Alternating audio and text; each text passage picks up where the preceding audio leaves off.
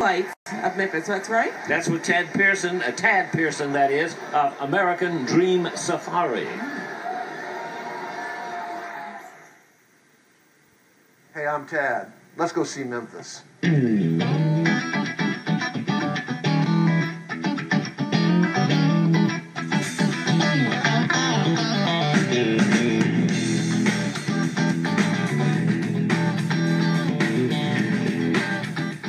America, if you want legend, you got it right here. Beale Street, Memphis, Tennessee, has got to be one of the most legendary streets in America. This is one of the most famous street corners in America. This is 3rd and Beale.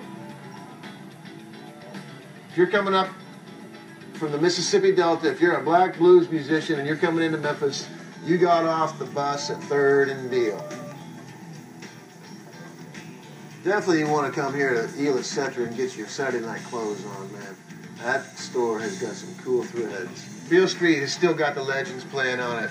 Earl the Pearl is one of the most legendary blues guitar players of Memphis. He's still playing down on Beale Street on a Friday night. Catch him if you can. The trolley track got put back into place in 1993. So these are new tracks, but old vintage trolleys. Ernestine and Hazel's used to be an old hotel.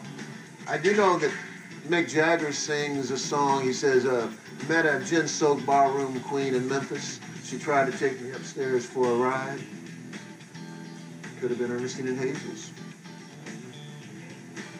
Ain't nothing wrong with the Rendezvous. They've been around for a long time. And this is a recording studio on the south side where a lot of those cats made some records.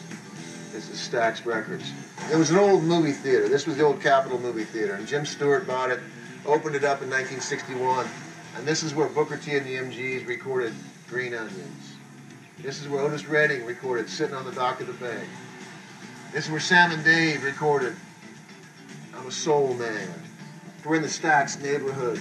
And the story has it that those guys, when they take a break from recording, they'd come over here to the four-way and they'd fill up on some good, solid home cooking, man. Collard greens, candy jams, fried chicken, catfish.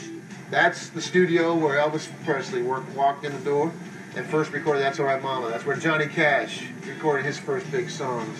That's where Roy Orbison recorded his big stuff. But before those guys, that's where Little Milton recorded. That's where B.B. King recorded. Howlin' Wolf recorded in that studio. Ike Turner, Rocket 88. I mean, the list goes on and on.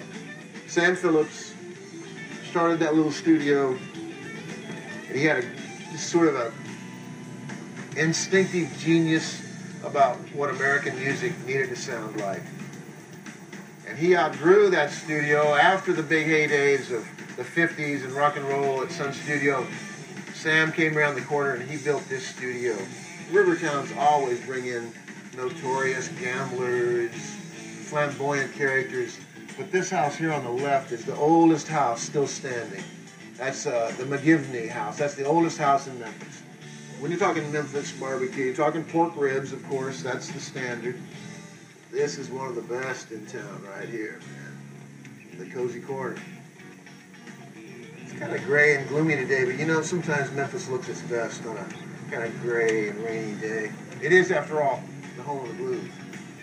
And I'm Tad Pierson. Next time you're in Memphis, look me up. We'll get in the Cadillac and we'll go cruise around town.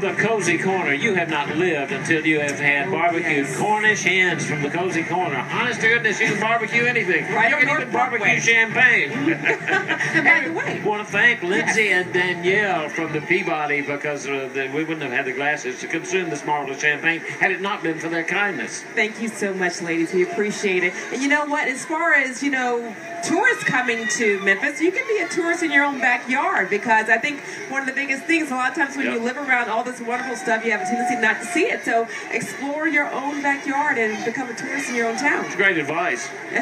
So, but one of the big things that we've been talking about that tourists can take in and locals alike, the blues. And the Blues Foundation in Memphis, it is Memphis-based, but it is world-renowned. And as the organization dedicated to preserving our blues music history, celebrating recording and performance excellence, supporting blues education, and ensuring the future of this uniquely American art form.